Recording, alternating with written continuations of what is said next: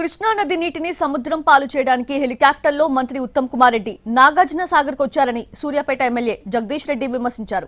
ఉత్తమ్ కుమార్ రెడ్డికి దమ్ముంటే Kannepalli pump house ప్రారంభించాలని జగదీష్ రెడ్డి సవాల్ విసిరారు.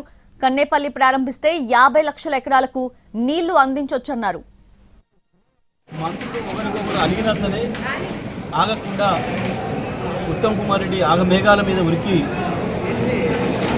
నీళ్లను కిందికి పులిచింతలకు ప్రకాశం బ్యారేజ్కు అక్కడి సముద్రంకు పంపడానికి పడ్డ తాపత్రయం కన్నెపల్లి పంప్ హౌస్ను ప్రారంభించడానికి ఎందుకు లేదు అని చెప్పి నేను ప్రశ్నిస్తాను. కన్నెపల్లి పంప్ హౌస్ను ప్రారంభిస్తే ఇవాళ తెలంగాణలో పైనుంచి గోదావరి రాక, ఎస్ఆర్ఎస్పి పైనుంచి గోదావరి రాక, మంజీరా రాక ఎదురు చూస్తున్న పొలాలను కలుపుకొని సూర్యాపేట వరకు, ఇక్కడ భువనగిరి ఆలేరు వరకు 50 లక్షల ఎకరాల పొలాలు ఎదురు చూస్తూ ఉన్నాయి.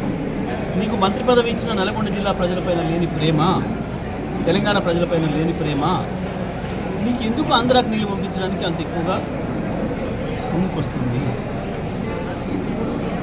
హెలికాప్టర్ తీసుకొని ఆగమేఘాల మీద ఉరికి నువ్వు అక్కడ నీళ్ళెత్తి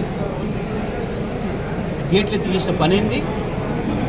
నీళ్లను వీలైతే పులిచింతలకు ఆ నుంచి కిందికి సముద్రాన్ని పంపడం తప్ప నువ్వు చేసిన పని వల్ల ఏం పైసా ప్రయోజనం ఉంది తెలంగాణ ప్రజలకి?